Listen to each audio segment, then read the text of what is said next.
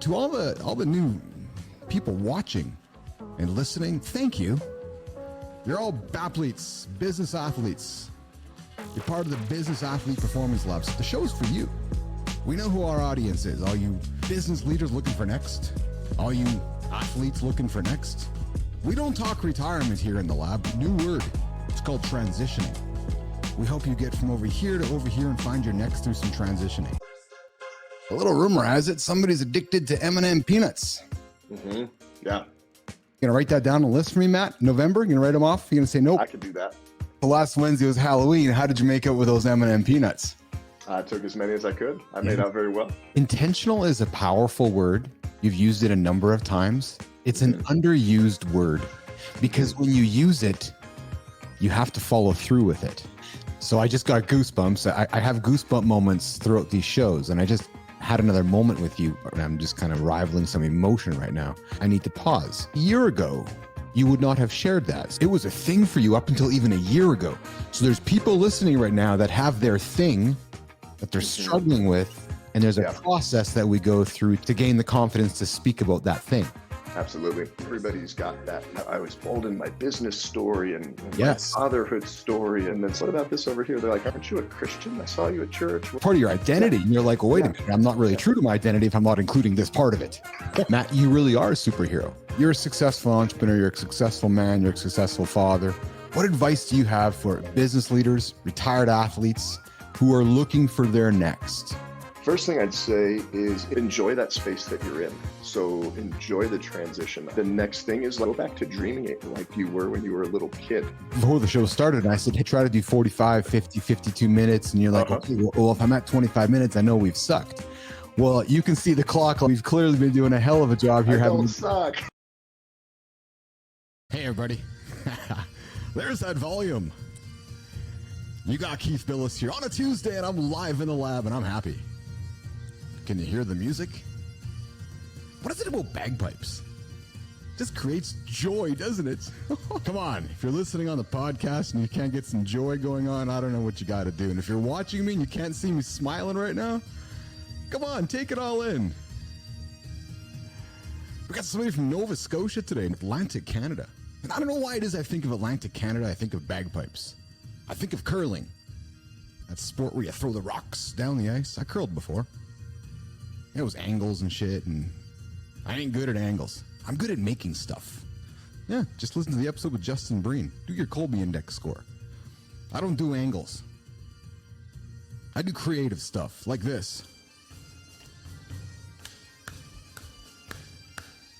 Come on, if you're not clapping with me, I don't know what you're not clapping about. Let's bring Matt Rouse into the lab. Chicken wrangler from Nova Scotia. Matt Rouse. How are you? Good, how are you? I am doing well. So along the way, you became a chicken expert. That's right. I've just learned where the origins of chicken scratch came from. Because when you start from 6 chickens and end up with 62, you're just on the wall with that pencil going, it's 6, 7, 8, 9, 10, scratch it out, 10. That's kind of, are you scratching, right? It's just constant scratching, isn't it, Matt? Keith and Matt talking chickens live in the lab on a Tuesday. There's this duality in my life. I work with technology all day. Yeah. And the last thing I want to do is spend my off time dealing with more technology. I like spending my time hanging out with my chickens. So I have to ask you probably the most important question of the day, Matt Rouse. Did chickens force your transition from the corporate world to entrepreneurship? I would say... Matt, you've written a book about AI. What's the title of it? It's Will AI Take Our Job? And will AI take our job? Which industry are you in? And how long will it take before an AI can do that task? Matt, who wrote your book? You wrote it yourself or you wrote it with GPT? 100% human written, except for the so how do I know that? As an interviewer, I got to ask the question. Right. How do I know you wrote it? If you read it, you will be able to tell. Because AIs don't talk like people talk. We talked to Dr. Lynn about post-nut clarity, and I want you guys to be part of this conversation. Let's bring Dr. Lynn Anderson on the stage and ask her this simple question. What the hell is post-nut clarity? If we go back to just the pure science of it and try to understand what's going on here, if we think about the animal drive, when a male animal is approaching a female, it's all about that. All their energy, all their focus, everything is in that direction. Mhm. But once there is that release, and that release is a release of stress, it's a release of tension, it's a release of everything that's been focused in one direction. That's what gives us that sudden clarity, that ability to come back and see things in a wider perspective. I can relate. There's sometimes even in my most stressful moments that I want to have sex, because when I'm stressed, having that sex gives me the clarity to move to the next step and make a decision. Because sometimes I'm like, I can't make a decision, or I'm stuck on a decision, or I'm stuck on something, and I'm like, I'm just backed up. I got to go and have a release. What is the greatest drive of humans? It's sex, it's the sexual drive. Because without that, again, we go right back, you're not going to survive. There's no longevity. Sexual mood, that's all that matters. You're in the moment. You are focused there. And once we release that stress. So perhaps, gentlemen, for sustainability and accountability and structure, you need to ensure you're having sex. Sex is very important. Sex is the most important thing. It really is. If you need to make a decision today, or if you need to make a decision tomorrow, and if you're stuck making that decision, Dr. Lynn, they just need to go have a little bit of sex. That's it. That's it. Thank you so much for inviting me back again. I love to drop in and talk to you guys. Gentlemen, there's the facts. Post nut clarity. If you need to make a decision today, tomorrow, this week, go have some sex. Welcome to the show, Mr. John Graham Harper. I love the way you do this. You are a professional. I like the whole setup. The lab looks great. Your listeners must really enjoy this. Just getting started, and we're having a lot of fun with the show so far, and this will be a memorable one.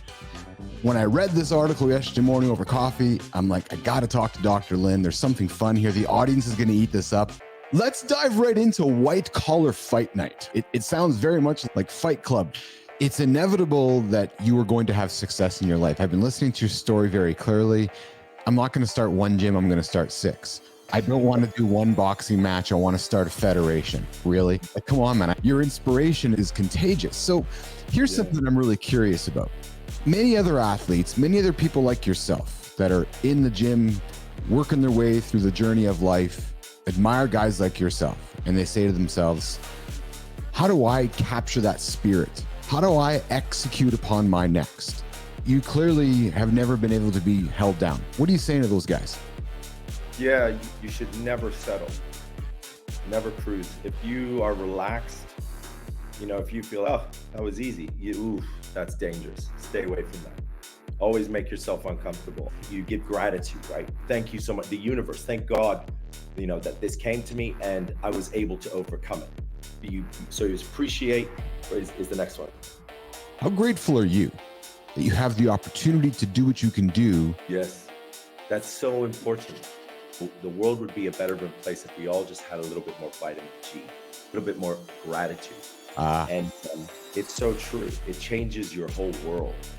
Vitamin G, I love that. And Tim, are you on the right show? I just don't have much time because I got to run home and have sex after that intro. I know exactly what I'm missing. I need to go do this. So let's get the show over quick because I know what I need now. This is the best opener ever. I could not have predicted this. So I was saying to the audience, if you're stuck, just go home and have sex. Doesn't have to be with your wife or your partner or your lover. Just go have sex. Better if it's with your life partner though. Yeah, less complicated. There's truth to that, yes. But here's the thing in the lab. We carry grace and we have no judgment. Tim, you are an AI expert. Explain to the audience, what's a large language model? A large language model is basically a model that allows you to use natural language to basically speak naturally to the computer and then have the computer then give you a natural response back. That's all it is. If you were speaking with a retired athlete and he asked you what his first steps would be to integrate AI into his post-athletic career, I'm going to suspect the answer you would give him would be ask ChatGPT. Yes. We talk about prompt engineering. Some members of our audience might not be purely, familiar with this idea of prompt engineering, but it's really talking to the GPT, isn't it, Tim? A prompt is basically an input to a large language model, right? What's the recipe for best buttermilk biscuits? Give me an essay on Abraham Lincoln. That is a prompt.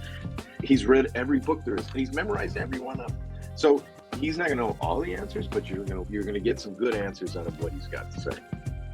I noticed, Tim, that I was just going to call you out.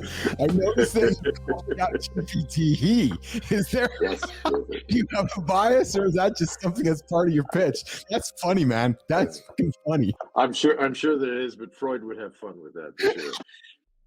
Is business family, Dale, or is business? I choose to run my business as, and this is why I haven't been able to transition. I don't want to be a scout in hockey. I don't want anything to do with professional hockey, because professional sports are cutthroat. There is no family. But you're actually a piece of meat. That's all you are. You're a depreciating asset. But when it really matters, have I gotten a text asking how I am mentally in the last 2 years from my agent or any of these people, the NHLPA? Have they messaged me and said, how are you doing mentally? Not a thing. They're not there for you. When the lights dim and you're not walking into the Bell Center on Saturday nights and you're not providing them with a paycheck every month, you're done. I love the fact, Dale, that you use the term depreciating asset. You are a depreciating asset in front of the public. It can't be a comfortable feeling at all. No. And it's not talked about in the sport. No, and nobody really wants to talk about it. Motivation is a term that I don't think is real. I think if you can't be motivated, I like inspiring. How did you keep yourself inspired? How did you keep believing in yourself day after day and year after year? There's a lot of business guys out there, Dale, that are going through the same issues. They're in their 40s or in their 50s. How did you find a way to keep yourself going every single day through the darkest moments? I think I looked at gratitude. For me, was something I really wanted to grasp, and I just said, you know what? I'm grateful for the opportunity. I'm where I would have killed to have been 10 years ago. I just had to remind myself all the time that life is pretty good. I don't know what I'm doing next. I'm Keith Billis, and I'm the business athlete.